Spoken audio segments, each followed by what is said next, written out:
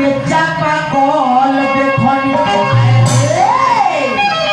इहे लेके सहारा लेके माता सरस्वती जी के लगे भक्त जाके कहता कैसे हो। चली व्यास जी रविंद्र कुमार अकेला चलिए कलाकार के जब कलाकार के हाथ से पैसा मिलेला तो दिल दरिया हो जाला। चलिए व्यास जी के बार बार प्रणाम करतानी आशीर्वाद के इंतजार रही माता शारदे से ही विनती रही इन परिवार पर रोड़ी के चंदन खूब चमकत रही।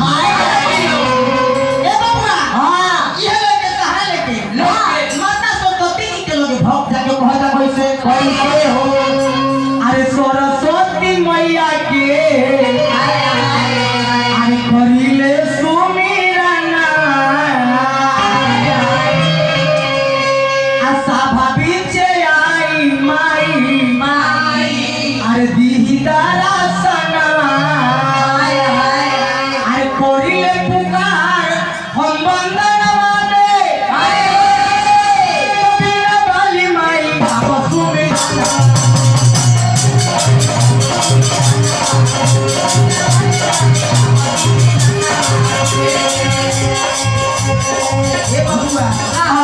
सरस्वती मैया के